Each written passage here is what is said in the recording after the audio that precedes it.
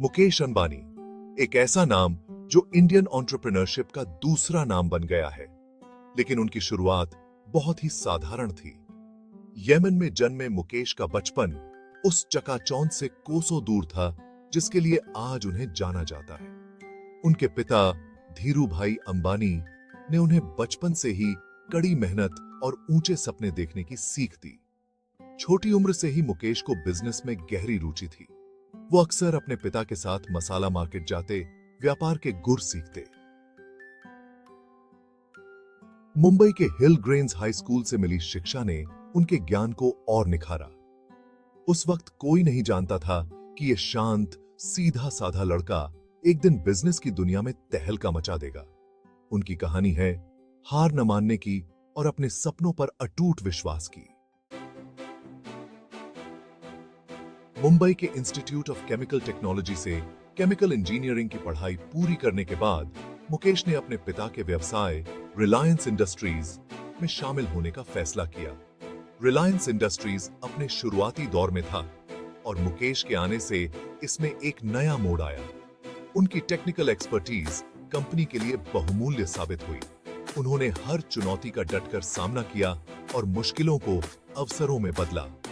1980 के दशक में पॉलिएस्टर स्टेपल फाइबर की कमी हो गई थी। मुकेश ने इस मौके का फायदा उठाया और पनवेल में एक बड़ा पॉलिएस्टर प्लांट स्थापित किया। इस कदम ने रिलायंस को इंडस्ट्री में एक प्रमुख खिलाड़ी के रूप में स्थापित किया। यही वो समय था जब मुकेश एक कुशल बिजनेसमैन का उदय हुआ। 1980 का दशक द पॉलिएस्टर प्रिंस के नाम से मशहूर मुकेश के तेजी से आगे बढ़ने का दौर था। उन्होंने भारतीय टेक्सटाइल उद्योग में क्रांति ला दी और आम लोगों के लिए सस्ते कपड़े उपलब्ध कराए। उनका विजन केवल मैन्युफैक्चरिंग तक ही सीमित नहीं था। मुकेश बैकवर्ड इंटीग्रेशन का महत्व समझते थे। उन्होंने गुजरात के जामनगर में रिलायंस की अपनी रिफाइनरी स्थापित करके पेट्रोकेमिकल्स में कदम रखा।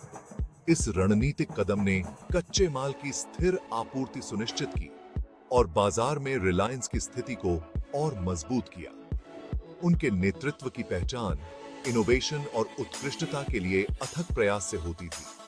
उन्होंने संस्थान के भीतर मेरिटोक्रेसी की संस्कृति को बढ़ावा दिया, अपनी टीम को सीमाओं से परे जाने के लिए सशक्त बनाया। 1990 के दशक के अंत में मुकेश अंबानी ने भारत में दूरसंचार की ट्रांसफॉर्मेटिव क्षमता को पहले ही भांप लिया था। उन्होंने एक डिजिटल रूप से जुड़े देश का सपना देखा। इस विजन ने रिलायंस इंफोकॉम को जन्म दिया। रिलायंस ने अपनी मोबाइल सेवाएं बेहद ही किफायती कीमतों पर लॉन्च की। इस कदम ने भारतीय दूरसंचार परिदृश्य को बदल दिया। जुड़े रहना अब हर भारतीय के लिए एक संभावना बन गई। किफायती तकनीक ने डिजिटल डिवाइड को पाट दिया। मुकेश अंबानी का प्रभाव बोर्डरूम से कहीं आगे तक फैला हुआ है। वो दिल से एक फिलैंथ्रोपिस्ट हैं और समाज की बेहतरी के लिए समर्पित हैं। शिक्षा, स्वास्थ्य सेवा और ग्रामीण विकास में उनके योगदान काबिले तारीफ है। उनकी पत्नी नीता अंबानी के नेतृत्व में रिलायंस फाउंडेशन इन क्षेत्रों में कई पहलें कर रहा है। वंचित बच्चों को अच्छी शिक्षा प्रदान करने से लेकर कौशल विकास के माध्यम से महिलाओं को सशक्त बनाने तक यह फाउंडेशन एक महत्वपूर्ण बदलाव ला रहा है। मुकेश सामूहिक प्रयासों की शक्ति में विश्वास रखते हैं। वो अक्सर इस बात पर जोर देते हैं कि व्यवसायों को राष्ट्र निर्माण में सक्रिय भूमिका निभानी चाहिए। उनका विजन एक ऐसा भारत बनाने का है जहां समृद्धि और अवसर सभी के लिए सुलभ हो। साधारण शुरुआत से एक ग्लोबल आइकॉन बनने तक का मुकेश अंबानी का सफर वाकई प्रेरणादायक है। उनकी कहानी हमें बड़े सपने देखने, दृढ़ रहने और अटूट दृढ़ संकल्प की शक्ति सिखाती है। यह इनोवेशन, जोखिम लेने और अपनी क्षमताओं पर गहरे विश्वास के महत्व पर प्रकाश डालती है। मुकेश अंबानी केवल एक बिजनेसमैन ही नहीं, बल्कि लाखों भारतीयों के लिए आशा और आकांक्षा के प्रतीक हैं।